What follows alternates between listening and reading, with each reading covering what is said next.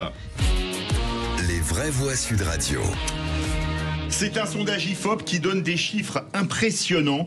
57% des femmes et 45% des hommes musulmans de moins de 35 ans refusent de serrer la main ou de se faire soigner par l'autre sexe. Et 82% des jeunes musulmans pensent que la religion surpasse la science sur la question de la création du monde. Et on vous pose cette question, l'islam radical est-il en train de s'imposer dans la société française? Vous dites ouais, 83%, vous voulez réagir.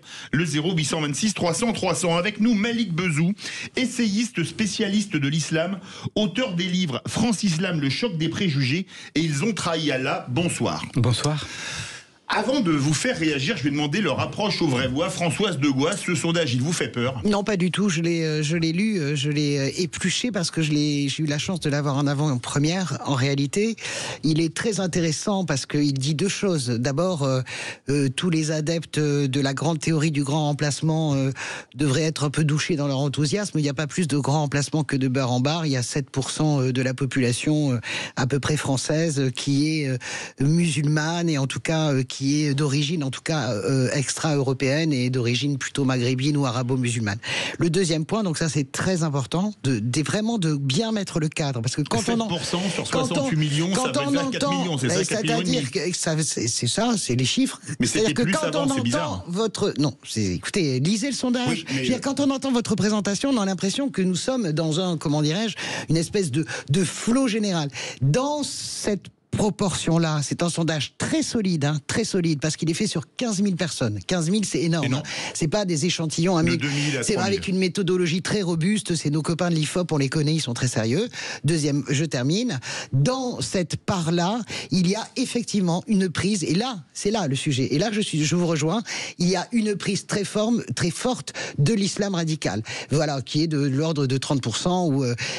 Donc ça, c'est ça. Mais il faut bien comprendre que c'est pas sur 67 millions de Français, c'est sur ce sujet-là, sur ces 7 ou 8 millions de gens, il y a une prise très forte de l'islam radical. Donc, ça change un peu la présentation du sujet. Mais 7-8 millions, ça fait plus de 7%.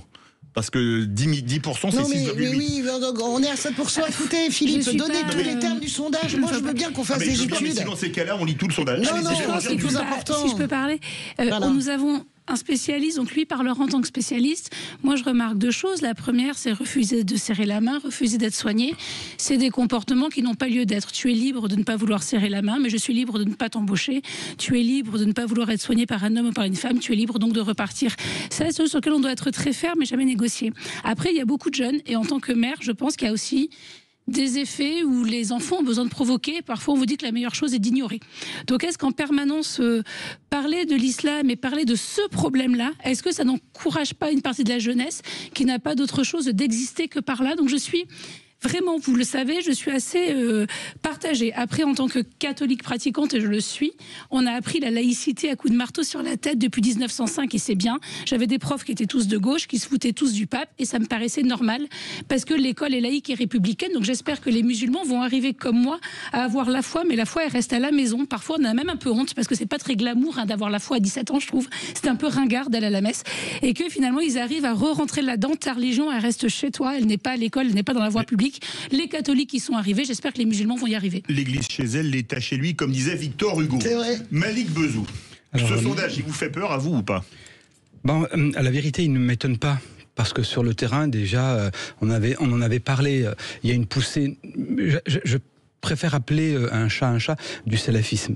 C'est-à-dire une lecture ultra rigoriste, en rupture, même séparatiste vis-à-vis de la société française, de ses valeurs, etc. Le fait de ne pas serrer la main, le fait de ne pas fêter les anniversaires, le fait de considérer que c'est un péché d'écouter de la musique, etc. Donc tout ça crée une contre-société de fait et qui n'adhère pas à la société globale.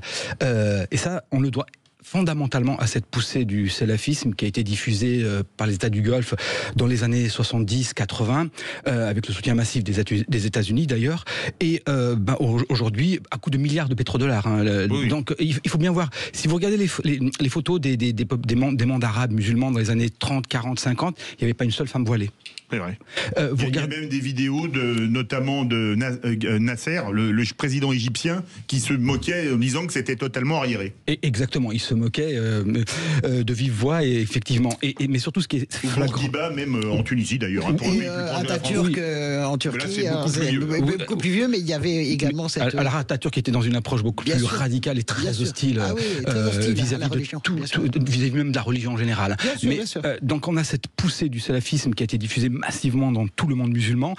J'allais dire, on en paye aujourd'hui la facture, parce que, comme l'a dit ici notre ami, l'islam, malheureusement, n'a pas connu une grande réforme. L'Église catholique, le christianisme, je parle du catholicisme, je parle sous votre contrôle, via Vatican II, a fait une grande réforme. Et puis la loi de 1905, effectivement, les catholiques étaient sommés, presque à coups de massue, de marcher dans le rang. On envoyait l'armée arracher les crucifix dans les salles de classe. Oui, puis on envoyait les réfractaires, etc., en Guyane. Le monde musulman n'a pas connu de réforme.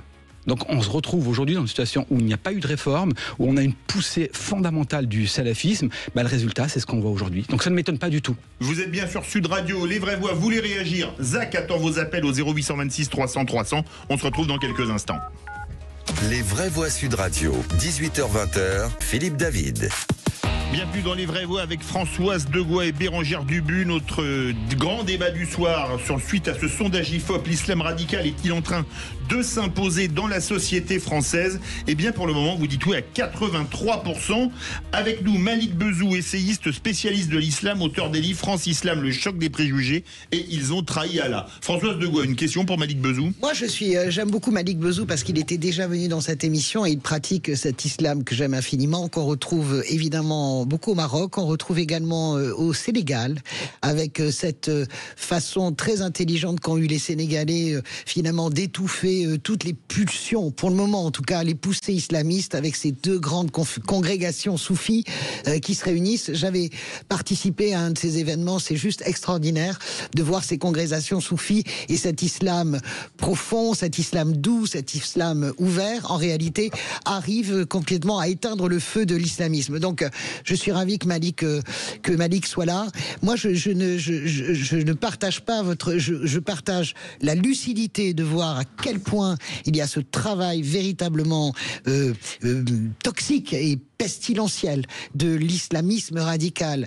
Mais je pense que la société française a vraiment ses anticorps. Est-ce que vous êtes d'accord avec ça ? Dans l'absolu, moi je suis confiant et je sais que nous passons par une phase difficile avec du recul. Je dirais qu'aujourd'hui, cette lecture radicale de l'islam, je préfère parler de salafisme. Soyons clairs, et le tombeau de l'islam comme... Alors c'est une façon de parler, quand je dis le tombeau de l'islam, c'est que tôt ou tard, on va avoir un phénomène de rejet et de reflux. Par cette lecture intégriste, fondamentaliste, sectaire, tôt ou tard débouchera sur une grande réforme avec des flux massifs de gens qui vont quitter l'islam. D'ailleurs, aujourd'hui, on constate ce qu'on appelle des apostats qui ouvertement disent qu'ils quittent l'islam. Donc on vit les heures noires de l'islam pour vous dans l'histoire, dans la grande histoire des religions. Oui. Le catholicisme a vécu ses heures noires, a vécu évidemment son inquisition, a vécu sa folie torquemadaesque, j'ai envie de dire. C'est exactement ça. Est-ce que c'est ça? Vous faites le parallèle? C'est exactement ça. Je suis persuadé que peut-être dans un siècle, dans 2 siècles, c'est un temps long, parce que l'islam est une jeune religion relativement au christianisme. Elle a 1400 ans, grosso modo. Aussi, donc au XVe siècle, en Europe, le christianisme, en tout cas l'Église, n'était pas forcément extrêmement tolérante. Donc, et puis aujourd'hui, le monde musulman, c'est très complexe. Enfin bref, on n'a pas eu de réforme et ça va venir. Il faudra du temps. Bérangère Dubu. Je vous dirais juste deux choses. La première, sur le catholicisme, je disais que nous, dans l'Évangile, le Christ l'a dit, rends à Dieu ce qui est à Dieu, à César ce qui est à César. Le catholicisme est une religion, finalement, qui n'est pas politique. Donc la première différence est là. L'islam est politique de nature. Le catholicisme est une foi, puisque le Christ le disait, mon royaume n'est pas de ce monde, je ne suis pas le roi de ce monde. Donc il y a cette différence fondamentale où c'est plus facile de remettre à ta place des gens qui sont dans une religion, dans un système politique. La seconde question que je vous pose, vous dites que c'est les pays du Golfe qui ont massivement investi dans ce salafisme, qui ont financé. Mais aujourd'hui, j'ai l'impression que les pays du Golfe, finalement, vont presque en arrière. Les femmes conduisent, les femmes travaillent, les femmes se dévoilent. Donc finalement, les pays du Golfe auraient implanté cet islam radical, mais eux-mêmes, aujourd'hui, avec du recul, j'ai l'impression, repartent en arrière et sont beaucoup plus légers que ce qu'on peut voir en France. Est-ce que je me trompe? Est-ce que c'est vrai? Qu'est-ce que vous en pensez? Oui, alors pour la deuxième partie de la question, effectivement, en Arabie Saoudite, on a des évolutions notables, on a pris du recul. Dans les années 70-80, le wahhabisme était un véritable outil d'influence pour étendre l'influence du royaume saoudien dans tout le monde musulman. Aujourd'hui, on fait marche arrière parce qu'on s'est rendu compte, ils se sont rendus compte que ce wahhabisme a alimenté toute la théologie des groupes extrémistes, Daesh, Al-Qaïda, etc. Ils dérivent de là.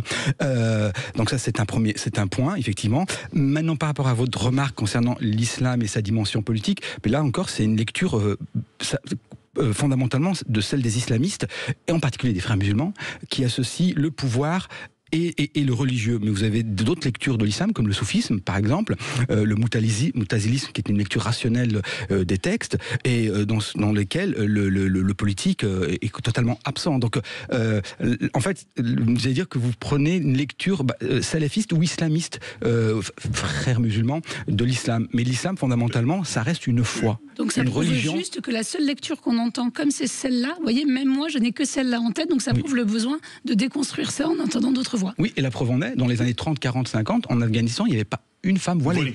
Tout à fait. Et en Algérie, ça n'existait pas. Bien sûr. Et au Maroc, n'en parlons pas. Oui, une dernière question, il nous reste à peine une minute. Il est passionnant, on le réinvite alors. Mais il est déjà venu. Une jeune musulmane sur deux est aujourd'hui voilée, c'est 3 fois plus qu'il y a 20 ans. C'est de leur libre choix ou c'est sous la pression des hommes? Alors justement, j'avais fait une étude, j'ai interrogé près de 2000 femmes voilées entre 18 et 35 ans. Je m'attendais très bien à la réponse, qui est qu'en fait, c'est un choix personnel. C'est une influence extérieure. Elles vont sur les réseaux sociaux. Aujourd'hui, les imams 2.0 sont à 99% des salafistes. Et donc, face à une quête spirituelle, à une quête identitaire, elles se convertissent sous l'influence du salafisme. Et très souvent, c'est pas l'extérieur. C'est vraiment une démarche personnelle. Il reste 20 secondes. Mais tu disais tout à l'heure une chose super. L'idée de provocation pour les adolescents. L'idée, finalement, de renverser les stigmates et de les porter très puissamment.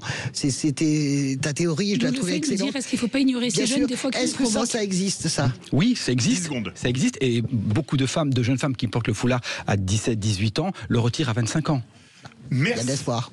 Merci beaucoup Malik Bezou, toujours un plaisir de vous avoir, essayiste, spécialiste de l'islam et auteur des livres France Islam, le choc des préjugés et Ils ont trahi Allah. Tout de suite, on y croit.